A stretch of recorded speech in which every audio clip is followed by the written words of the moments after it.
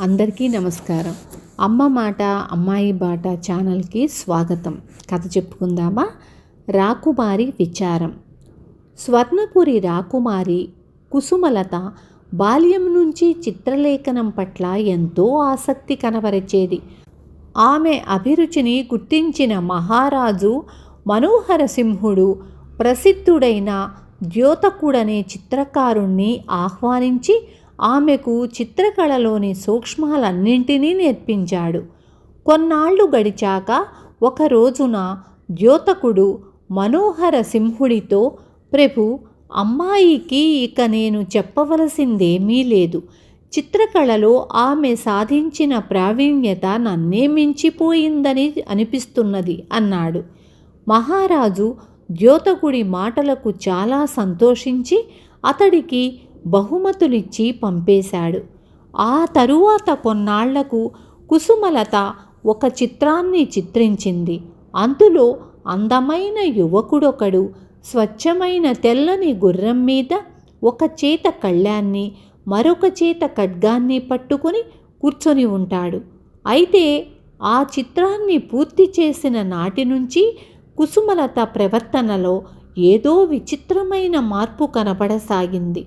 ఆ చిత్రాన్ని చూసినప్పుడల్లా ఆమె కళ్ళ వెంట నీళ్లు కూడా వచ్చేవి. మహారాజు మహారాణి ఎంత బుజ్జగించి అడిగినా ఆమె విచారానికి కారణం చెప్పేది కాదు. ఆమె ఆరోగ్యం నానాటికి క్షీణించసాగింది.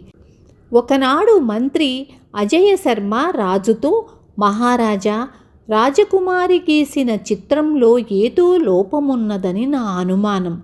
మనం ఒకసారి ద్యోతకుణ్ణి పిలిపించి సంగతేమిటో పరిశీలించమంటే ఏమైనా ప్రయోజనం ఉండవచ్చు అన్నాడు. మహారాజు ద్యోతకుణ్ణి పిలిపించి చిత్రాన్ని పరిశీలించవలసిందిగా కోరాడు. అతడు ఒక రోజంతా చిత్రాన్ని సూక్ష్మాతి సూక్ష్మంగా పరీక్షించి చూసి, ప్రభు, ఇలాంటి చిత్రాన్ని గీయడం మరెవరికీ సాధ్యమయ్యే పని కాదు. చిత్రరచనలో ఎటువంటి లోపాలు లేవని రాజకుమారికి ఎంతగానో నచ్చచెప్పాలని చూశాను. ప్రయోజనం కలగలేదు అన్నాడు. ద్యోతకుడు వెళ్ళిపోయాక ఒకనాడు కుసుమలత ఇష్టసఖి ఇందులేక మహారాజును ఏకాంతంగా చూడబోయి, ప్రభు, తమరు మన్నిస్తానంటే ఒక విషయం చెప్పదలిచాను. ఆ చిత్రంలో ఉన్న యువకుణ్ణి రాకుమారి ఎక్కడైనా చూసి ఉండవచ్చు. ఆమె అతన్ని వివాహమాడ కోరుతున్నదని నా నమ్మకం. ఈ సంగతి తమకు చెప్పడానికి ఆమె సంకోచిస్తూ ఉండవచ్చు అన్నది. మహారాజుకు ఇందులేక చెప్పింది నిజమేమో అన్న అనుమానం కలిగింది. ఆయన మహారాణిని వెంట పెట్టుకుని కుసుమలత దగ్గరకు పోయి, నువ్వు గీసిన చిత్రంలో ఉన్న యువకుణ్ణి ఎక్కడైనా చూశావా? ఒకవేళ నువ్వతన్ని వివాహం ఆడకోరితే ఆ సంగతి మాకు చెప్పు. అతడెక్కడున్నా రప్పించి వివాహం చేస్తాం అన్నాడు. ఆ మాటలు వింటూనే కుసుమలత కోపంగా, నాన్న, నువ్వు ఒట్టి అసందర్భాలు పలుకుతున్నావు అంటూ దిండులో తలదూర్చి దుఃఖించసాగింది. మహారాజుకు ఏం చెయ్యాలో అంతుబట్టలేదు. ఆయన ఆ సాయంత్రం ఉద్యానవనానికి పోయి మంత్రిని పిలిపించి కుమార్తె అన్న మాటలు చెప్పాడు. మంత్రి అజయశర్మ కొంచెం సేపు ఆలోచించి, మహారాజా, మనం ఒక పని చెయ్యడం బావుంటుంది. రాజకుమారి విచారానికి కారణం తెలుసుకొని ఆమెను సంతోషపెట్టగలవాడికి ఒక చిన్న సామంతరాజ్యం ఇస్తామని ప్రకటిద్దాము. ఇందువల్ల ఏమైనా మేలు జరగవచ్చు అని సలహా ఇచ్చాడు. మహారాజు ఆ ప్రకారమే దేశ విదేశాల్లో దండోరా వేయించాడు. ఎందరో చిత్రకారులు, మేధావులు వచ్చి రాజకుమారి విచారానికి కారణం తెలుసుకోవాలని ప్రయత్నించి విఫలురై వెళ్ళిపోయారు. మహారాజు ఇప్పుడేం చెయ్యడమా అన్న దిగులుతో ఉండగా ఒకనాడు సుకేతుడనేవాడు వచ్చి, ప్రభు, రాకుమారి గీసిన చిత్రాన్ని ఒకసారి నన్ను చూడనిస్తే ఆమె దిగులుకు కారణం చెప్పగలనన్న ధైర్యం ఉంది అన్నాడు. అందుకు మహారాజు చిరాకు పడుతూ, చిత్రంలో ఎలాంటి లోపము లేదన్నది గురువులకే గురువైన ద్యోతకుడు ఎప్పుడో చెప్పేశాడు. ఇంతకు నీకున్న యోగ్యతలేమిటి అని ప్రశ్నించాడు. ఆ ప్రశ్నకు సుకేతుడు ఒక్క క్షణం ఆగి, ప్రభు క్షమించాలి, యోగ్యతల విషయానికొస్తే ఇంతకు ముందే మీరు చెప్పినట్లు రాకుమారిని గొప్ప చిత్రకారులు, మహామేధావులు దర్శించి వెళ్ళారు. కానీ ఆమె విచారంగానే ఉండిపోయింది కనుక ఇక్కడ నా యోగ్యతల సంగతి అంత ముఖ్యం కాదు.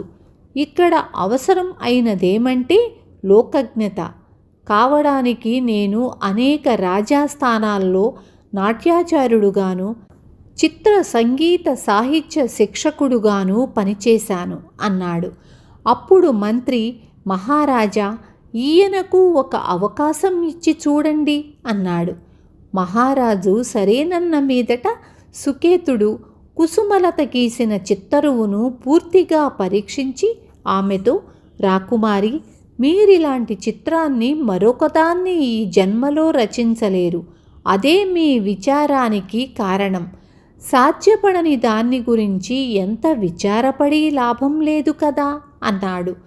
కుసుమలత సుకేతుడికేసి కుతూహలంగా చూసేంతలో మహారాజు కోపంగా, నిన్ను రాకుమారి విచారానికి కారణం తెలుసుకోమన్నాను కానీ చిత్రకళలో ఆమె ప్రజ్ఞా పాటవాలను అంచనా కట్టమనలేదు అన్నాడు. ప్రభు, ఇప్పుడు నేను తెలుసుకున్నది రాజకుమారి విచారానికి మూల కారణం. మనిషి తాను ఆశించినది సాధించలేనప్పుడే కాక ఇక తాను సాధించవలసినదేమీ లేదని తెలుసుకున్నప్పుడు కూడా విచారానికి గురవుతారు. రాకుమారి విషయంలో ఇదే జరిగింది. లలిత కళల పట్ల ఎంతో ఆసక్తి ఉన్న ఈమె ఇప్పుడు సంగీత నాట్య కళలను అభ్యసించే ప్రయత్నంలో తన విచారాన్ని మరిచిపోవచ్చు అన్నాడు సుకేతుడు. సుకేతుడు ఇలా అనగానే మహారాజు కుమార్తెకేసి చూశాడు. కుసుమలత మందహాసం చేసి, నాన్న, వీరన్నది నిజం. ఈ గుర్రపురౌతు చిత్రాన్ని చిత్రకళలో నాకు తెలిసిన మెళకువలన్నీ మేళవించి రచించాను. దీన్ని మించిన చిత్రాన్ని మరొకటి నేను చిత్రించలేను. అదే నా విచారానికి కారణం. వీరు నేను సాధించినదేమిటో తెలియచెప్పి ముందు కర్తవ్యమేమిటో కూడా వివరించారు. నేను నాట్యం, సంగీతం నేర్వదలిచాను. అందుకు వీరే నాకు గురువులు అంటూ సుకేతుడి పాదాలకు నమస్కరించింది. మహారాజు పరమానందం చెంది సుకేతుడితో, ఆచార్య, మీరే నా కుమార్తెకు గురువులు. అన్న ప్రకారం మీకు సామంతరాజ్యం ఇస్తున్నాను అన్నాడు. సుకేతుడు చిన్నగా నవ్వి, నేను కళారాధకుణ్ణి, నాకు రాజ్యం ఎందుకు? తమ ఆస్థానంలోనే ఉంటూ రాకుమారికి నాకు చేతనైనంతలో నాట్య సంగీత విద్యల్లో శిక్షణ ఇవ్వగలను అన్నాడు వినయంగా. విన్నారు కదా. రేపు మళ్ళీ ఇంకొక మంచి కథతో మీ ముందుకొస్తాను.